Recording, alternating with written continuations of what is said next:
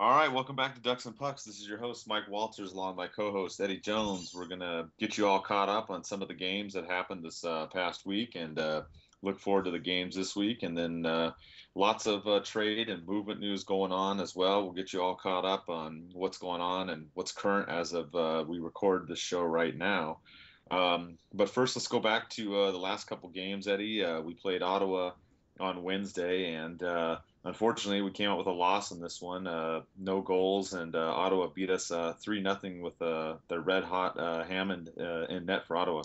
Yeah, and going into the game, kind of one of the only thing I really mentioned was Ottawa's been on a roll lately, and they looked like they were on the outside looking in, and now they've won 5 games in a row, and they're right back into the mix for the playoffs, and it's really because of as of late Andrew Hammond, who's really been on fire for Ottawa, picking up a shutout against us, beating the Kings, and beating the Sharks the other day. So it's hard to come into California and beat all three teams, and he does it. He's relatively new to the league, so but it was a bad game, but it wasn't our worst game.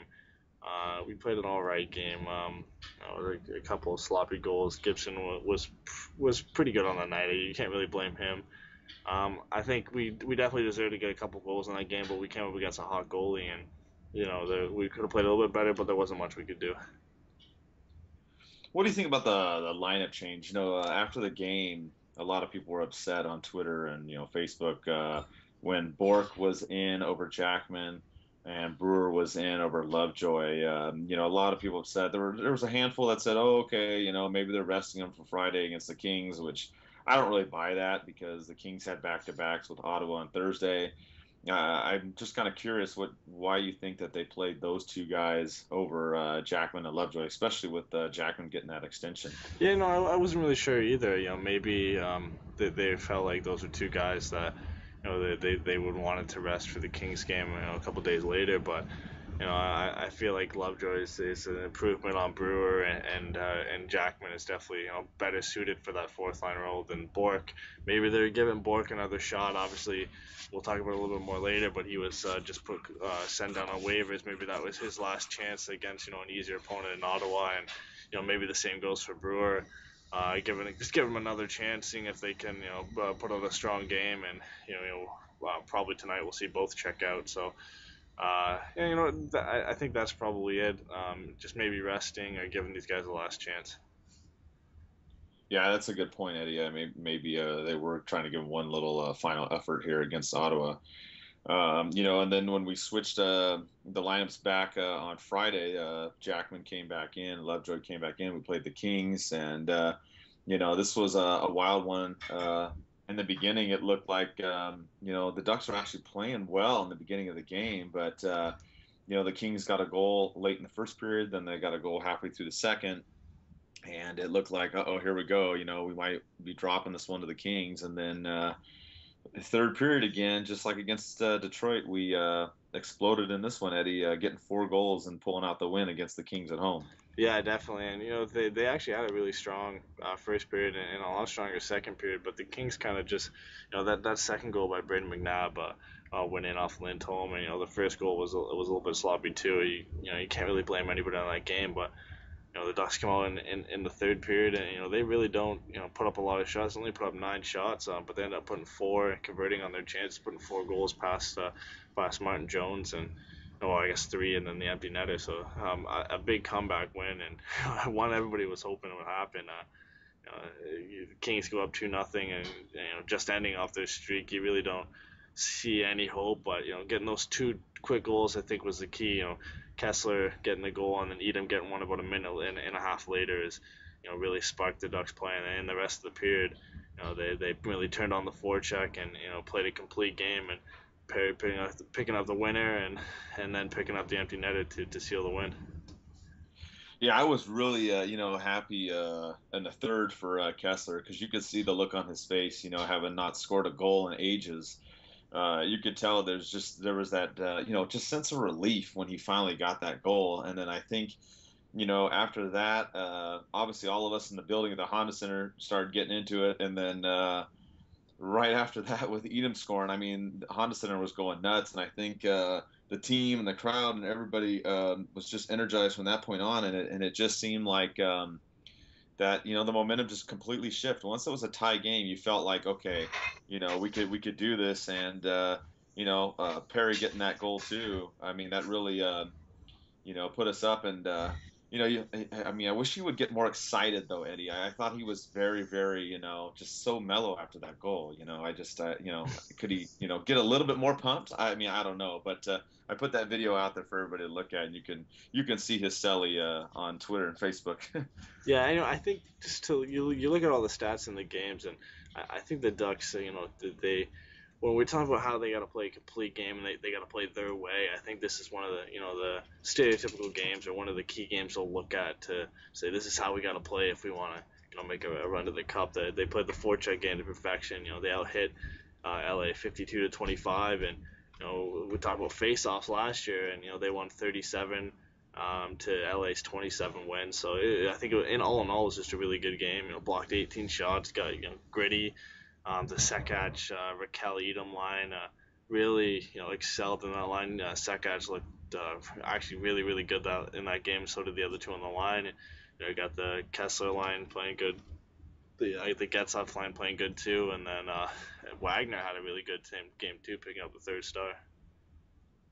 Yeah, and you mentioned Sekac too. He got his first assist too as a Duck, so that was good to see. And yeah, Wagner picked up his play too. As we'll talk about later too, he got sent back down today, so it looks like Nate Thompson's coming back. But I like that kid as well. I like how he plays both ends of the rink as well. And I'm just looking forward to the Ducks keeping it like this as far as the way that they're playing their games against the Kings, having won 3 out of 4 now.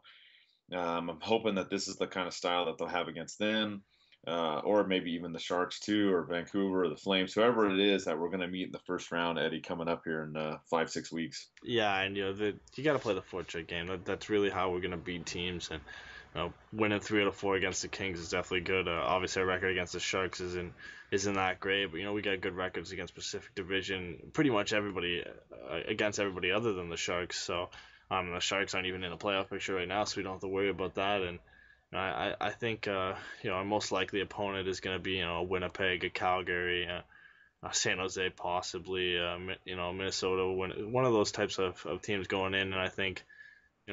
We got the skill, and maybe adding another piece before the deadline. I think we play this way that we did against the Kings in this game. We definitely have a good chance of beating anybody. Oh, most definitely, Eddie. I mean, this is the type of game that we need to play as far like you were mentioning earlier too, the stats, the face-offs we dominated, the block shots, the turnovers, the giveaways. I mean, pretty much every statistical category we came out ahead, and that's what we need to do. And tonight, we go into Dallas. They're a little bit short-handed without Tyler Seguin, that nasty hit he took a couple of weeks ago. But, I'm not going to put anything behind Dallas. Spets is going to fill in there on the top line for them. And, Dallas, they're going to play us tough. We've only played them once, beat them in that first game 2-1. But I expect this one to be a close game. And I think it's still going to be tight, even with Enroth and net for Dallas.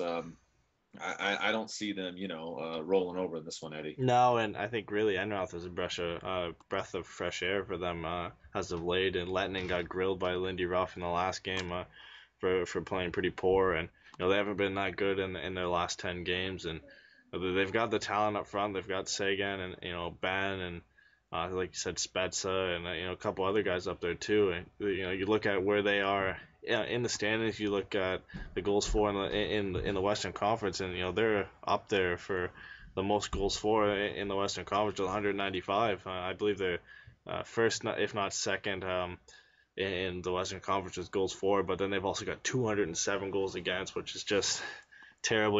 We've looked at Dallas in the last few years and said their defense is going to be able to hold it, but everybody thought Lettinen was going to be good enough, and he hasn't shown that this season.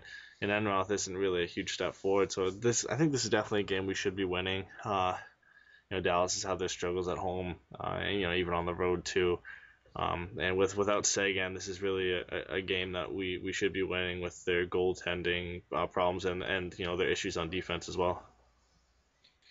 Yeah, I think more of the question in this game is for us. We picked up Fleischmann um, recently from Florida, but the issue is he's got a late plane ride in, so we don't really know the lineup. We kind of talked about this, put it out on the blog. What do you think? You think he goes on the top line, the second line, third line? Left winger? We put him in there, or where do you think he's going to try and fit in tonight's contest? Well, I think we got Palmieri playing on that top line last game, and he's a right wing. I think somebody's got to step out. Thompson's back in, so we saw that with Wagner going down. So maybe the Raquel Edom Sekac line played so well. It's really hard to tell where they're gonna put people. You could see Fleischmann popping on the right line, on the fourth line. Maybe he goes on the first line for Palmieri, and Cogliano drops down to the third line. Edom to the fourth line. Jackman gets scratched. Maybe Edom gets scratched. I really don't know. I think the most likely guy to get scratched is Jackman. And then Edom probably jumped down to the fourth line, even though that line's been doing so good. And then Palmieri gets put on that third line, and then either Fleischmann on the first line or Cogliano on the first line, and the other on the second. It's really hard to tell though. The lines are a lot better, and it's not really a bad problem to have when you've got good players who are better than the fourth line playing on the fourth line, and Bruce is gonna roll them more minutes than a normal fourth line gets, especially if Jackman's guy gets scratched. You put Edom and Maroon down there, but I don't think it really matters where he plays, but I think first line probably, maybe third line. I guess we'll have to wait and see it tonight. Yeah, I agree with you. I think he's going to go in, obviously, left winger, probably first or third line, with Palmieri getting back to his natural position. So now we'll try and see what happens. As of right now, it's a little bit up in the air, but obviously we'll have it updated. I try to keep the lineups updated throughout the day, so always check back. After this game, Eddie, talk about a team on the move. We're going to go to Arizona and play the Coyotes that have been subject of a lot of trade rumors. Talked about it all over the place, and they made a move today. So, this team's going to look a lot different probably come Tuesday when we face them. Yeah, and they're pretty much going for the rebuild, and they're going for that bottom spot in the tank, and I think it's really a smart move. They're only 1 point ahead of Edmonton and 4 points ahead of Buffalo, and they've lost their last 9, and statistically in the Western Conference, goals for, goals against, goal differential, they're the worst team, and trading your best players and for Matt Yandel and most likely McCallick by the end of this the trade deadline on Monday, they're pretty much going for that first overall pick and trying to get McDavid, and it's a good move for them. We obviously saw the trade today with Yandel, and bringing a guy like Declare back, and a first round pick in next year's draft and a second in this year's draft, loading up on the picks, which is a good move for them. As much as it's I don't have anything against Arizona. Just seeing some of these players go to Arizona is a little bit harder to watch the games. But this is a team right now who's lost 9 in a row, and they've lost arguably their top player and their top 2 players in Vermette and Yandel. So this has to be a win. This is a game where you can't lose this against one of the worst teams in the NHL, and especially now, even in Arizona, you can't lose this game. Yeah, I think this one again would be another lineup question for us too. Maybe more on the goalie front. Frederik Andersen's back. He hasn't played. Gibson's going to get the nod in Dallas. I'm wondering with the back-to-back situation, obviously playing Montreal, a super strong team in the East right now. I'm curious, what do you think? You think that Bruce maybe throws Freddie out there, because his conditioning is probably not 100%. Maybe you put him against Arizona, and then Gibson against the much stronger Canadiens on the tail end of the back-to-backs. Yeah, I think it's an interesting question for both teams with from Montreal, where the first of a back-to-back for them. They'll be playing LA the night after playing us. So, do we face Price or Tokarski, or I think most realistically, we're probably the ones who have to face Price, and then I think it all comes down to is Gibson's getting the start tonight. If he wins tonight, they're riding the hot hand. I think Anderson's is probably ready to go tonight, but they're riding the hot hand in Gibson, and if Gibson gets the win tonight, which he pretty much should, then we might see Anderson get the Tuesday start against Arizona, and then Gibson try and keep winning against Montreal on Wednesday. I think that's probably how it's going to go. And maybe even if Gibson loses, then bring back Anderson against a low scoring team like Arizona and see if he's ready to go, and then put Gibson in on Wednesday. I think 90% of chance that probably Gibson gets to start on Wednesday against Montreal. Yeah, and that one's going to be a tough one. I mean, Montreal right now is playing extremely well. And I mean, I just talked to them, some of their fans that they run a show. Actually, after we made the trade for Sekac, and they're expecting, the playoff picture for them this year is very high. I mean, it was last year until price went down, obviously, and I think Montreal, and we talked about the Islanders before in the podcast too, are up there. I think Montreal has a really good chance of going at least to the Eastern Conference Finals again, Eddie. And I think it's going to be a good another good measuring stick, just like the Kings game was for the Ducks on Wednesday. Yeah, and you look at the Eastern Conference, and with the Rangers recently adding Yandel, you could pretty much see a Rangers Montreal Eastern Conference final again, and Montreal's rolling, and Price is a candidate for the Hart Trophy, and how great he's been this season, and they don't score a lot of goals, but you don't have to. You look at Price in his last 26 games, he's only allowed 2 or more goals in 2 of those 26 games. So if Montreal puts you behind by 2 goals, you've pretty much lost the game. And looking at how well Price has done, that's why it's going to be interesting to see what goalie we face, because of the back-to-back from Montreal. But like I said, Price is probably the guy who's going to come up against us, and then Tokarski for them against LA, just because of how well that we're doing, and compared to LA. So it's going to be a tough game. Like I said, they don't score a lot of goals, but we got a limit. It's going to be a 1-goal game, and it's going to be a close game. So it's going to be a fun game to watch, but it's going to be nerve-wracking at the same time. Yeah, it's like you said, it is going to be nerve-wracking. I mean, that one's going to be a tough one. Playing against a tough opponent like Montreal, it should be interesting. And things don't get much easier either, Eddie. I mean, on Friday, we're going to have the Penguins come to town. We'll be playing them, and of course, they're always up there in the playoffs too. So I don't know. These 2 games are going to be tough for the Ducks that play in Montreal and Pittsburgh.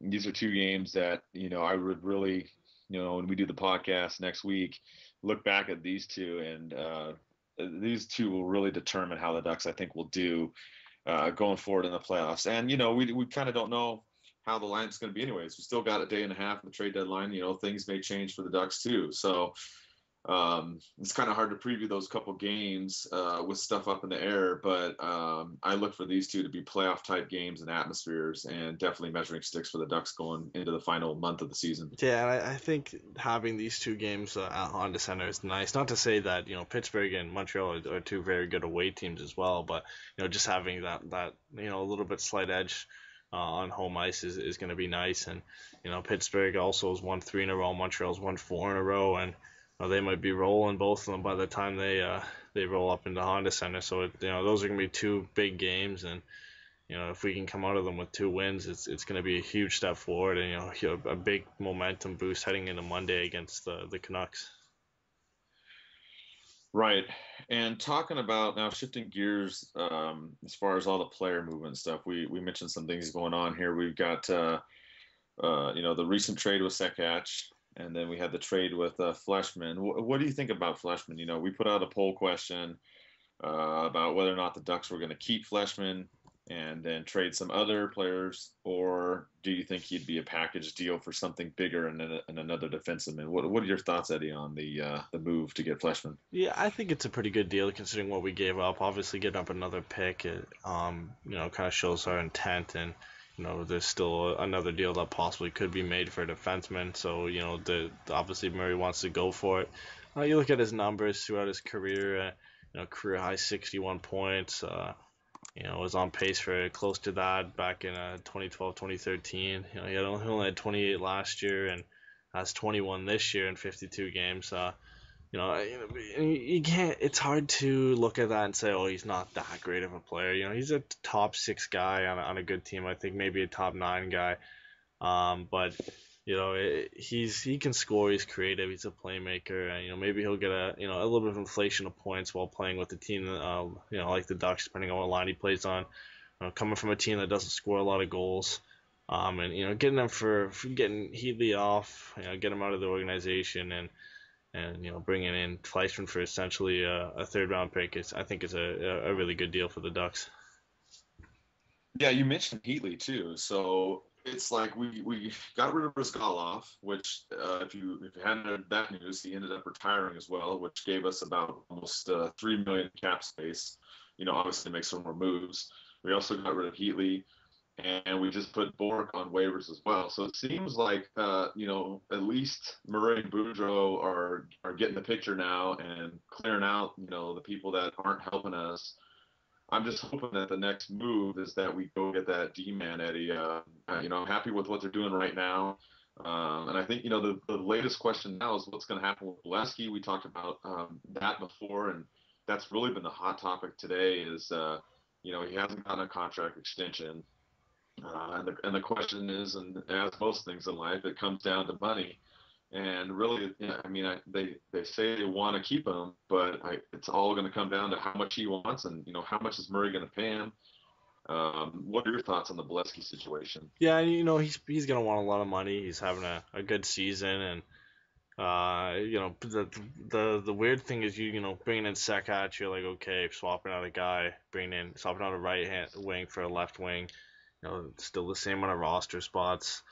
It doesn't really change anything. But then bringing in Fleischmann for a guy who's not playing in the team, playing in the AHL, and he's playing left wing. He's a top 9 guy, kind of the same position as Beleskey. You look at it saying, is this the end for Beleskey? Or there's a couple questions you have to think of when Fleischmann comes into the Ducks. You say, maybe does Edom stay up? Does he get sent down? He's playing good on the right wing, and we could keep him on the right wing if he stays up. And then if we keep Beleskey and send Edom down, somebody's got to go play on the right. Maybe that doesn't play right wing a lot. Maybe Fleischmann, Cogliano, Maroon, somebody else popping on the right wing. Or maybe does Beleskey get traded? And I honestly think that's probably the most realistic option. Beleskey gets traded in a deal for a defenseman, or maybe to pick up some more picks after we pick up a deal for a defenseman, something like that. I think that's the most likely option. And I like Beleskey. I have nothing wrong with him.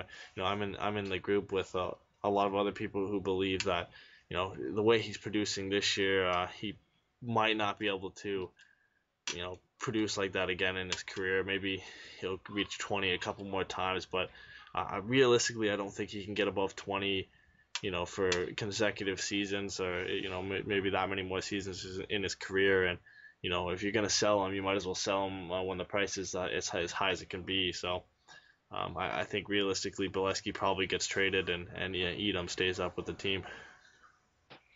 Yeah, I agree with you. I think, I don't want to see him go. Of course, I don't. But I think if you're going to do it, now is the time to do it. I mean, he's having a career year. It is, the final contract year for him. And, the Ducks do need a D-man.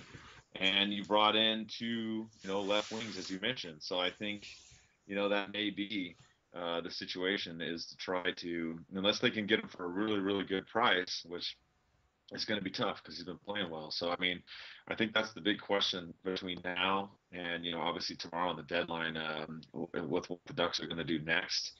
We're just going to have to, keep our fingers on it and see everything. It looks like more and more people are getting picked off, though, Eddie. It only looks like there's maybe a couple options left out there for the Ducks. Who do you think the Ducks might try to go after now with Gandil and Vermette and all these other movements going on? Yeah, I think we're pretty much done for forwards. I don't see any other guys coming in unless we're doing a hockey deal, swapping a forward for a forward, which I don't think is going to happen. A lot of people talking about how Fleischmann might get packaged away, but I doubt that that's going to be the case. So Beleskey and with the guys available, I think Petry from the Oilers has been rumored around lately, saying that he's probably the Ducks are high on his list, and Michalek still, there's a little bit of issues with his health, and if any picks are going back the other way, they're going to be conditional based on his health with his concussion and everything. And then Coburn as well from the Flyers is another option. They're shopping around some of their defensemen as well. So I think those guys, Petrie, McCalloch, and Coburn are probably the three top guys. But there could be an off the board guy who ends up getting traded that we didn't even think about. So it'll be interesting to see if they make a move come Monday. Yeah, Eddie, it's going to be interesting to see if we do make a move by Monday. I really hope we do. I got invited on a live talk show for the first time for our blog and everything that we do on websportslive.com. They have a show called In the Trenches, and the host Josh and Joey had me on there talking about everything going on with the Ducks and the trade, obviously, because we had our recent trade with Montreal, and they asked me what I thought about us, and our chances going into playoffs. And, the way I look at it right now, I think the Ducks, can beat somebody in the first and second round. Like you had mentioned, looks, now it looks like the Sharks on the way out instead of the Kings. So I think we can beat any of those teams in the West, at least in the first and second round. And get to the Western Conference. But, I still say we need that one missing piece and the D-men, just because, Nashville's looking really strong. St. Louis is still up there too. Obviously, Chicago with Kane out having some issues, and they're making moves too. But I'm not too worried about Chicago. But I think still to go all the way, we're not going to get a Pronger and a Scott Niedermayer. That's just not going to happen. But we got to get somebody that's going to play solid defense, shut down the other team to get to that distance. What do you think, Eddie, as far as our chances? Yeah, I think we have good chances, and just a little update here as of now. Winnipeg's actually beating the Kings 4-1, so that looks like that they might actually move farther down the standings if Calgary can pick up a win. So yeah, I think we have a good chance. Like you said, Chicago, they're still a threat without Vermette. Without Kane, they picked up Vermette. They've got Sharp, Hossa, Taves. They're a strong team, picking up Kimmo Timonen on the back end. Nashville, St. Louis, those are going to be some tough teams. And even, Calgary coming in, if San Jose, LA squeak in, Minnesota, Winnipeg, those are all tough teams too. But I think with Kane going down, and if the Kings don't make the playoffs, and the Kings and the Sharks don't make the playoffs, that makes our chances a lot better. Yeah, it's going to be interesting. I just really hope we do make a smart move, come between now and Monday. It's going to be interesting. We're going to also try and possibly do maybe a live show tomorrow. If not, we may just do another regular podcast. It's kind of up in the air right now. We're kind of trying to work out some of the technological things here, but look forward to at least us doing some type of show either tomorrow or Tuesday or Wednesday. We'll have something out, especially after all the mayhem on Monday. It's been crazy on social media the last Saturday, Sunday, and trying to keep track of all this stuff, and everybody out there sending out their information and whatnot. So just try to stick with everything, and we'll try to keep you all up to date on everything with the Ducks. We'll still be doing the same stuff we have been with the articles and whatnot. And come this month, March, the next podcast that we do, we'll have a little contest info for you. We're going to be giving away some tickets to the games in Edmonton and Dallas when they both come to play us in April. And that's it for this time. And hopefully we do something in the next, day and a half here. The Anaheim Ducks are the Stanley Cup